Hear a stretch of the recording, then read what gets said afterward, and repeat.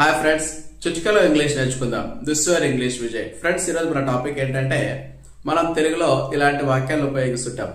నేను కారు నడపడం ఇదే మొదటిసారి, నేను సినిమాకి వెళ్ళడం ఇదే రెండవసారి, నేను ఆగ్రాకి వెళ్ళడం ఇదే మూడవసారి. ఈ విధంగా మనం తెలుగులో వాక్యాలు ఉపయోగిస్తుంటాం కదండి. ఇలాంటి వాక్యాలను మరి ఇంగ్లీష్లో ఎలా చెప్పాలి అనేదే ఈరోజు మన టాపిక్ అండి. టాపిక్ లోకి వెళ్ళడానికంటే ముందు కూడా మీకు అందరికీ చిన్న రిక్వెస్ట్ అండి. మా వీడియోస్ వల్ల మీకు నాలెడ్జ్ ఇంప్రూవ్ అయింది అనిపిస్తే ఖచ్చితంగా దయచేసి మా ఛానల్ను సబ్స్క్రైబ్ చేసుకోండి. అదేవిధంగా ఈ వీడియోలో ఉన్నటువంటి కంటెంట్ నచ్చినట్టయితే ఒక లైక్ వేసుకోండి. అదేవిధంగా మీ ఫ్రెండ్స్కు రిలేటివ్స్కు షేర్ చేయండి. ఇక ఏమాత్రం ఆలస్యం చేయకుండా మన టాపిక్లోకి వెళ్ళిపోదాం. తెలుగులో వాక్యం ఏంటంటే, నేను కారు డ్రైవ్ చేయడం ఇదే మొదటిసారి. దీన్ని ఇంగ్లీష్లో ఎలా చెప్పాలంటే, ముందుగా మనము it is the first time అని ఉపయోగించాలండి. It is the first time, ఇదే మొదటిసారి.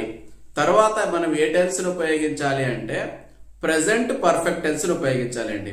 ప్రెసెంట్ పర్ఫెక్ట్ టెన్స్ అంటే ఏంటంటే హ్యాజ్ లేదా హ్యావ్ ను ఉపయోగించి V3 వాడాలి. ఇప్పుడు చూడండి example, it is the first time I have driven A car.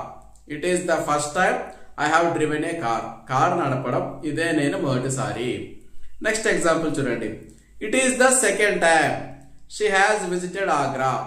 ఆమె ఆగ్రాను సందర్శించడం ఇది రెండవసారి. ఈ విధంగా it is the first time, it is the second time, it is the third time, it is the fourth time అని ఉపయోగిస్తాం.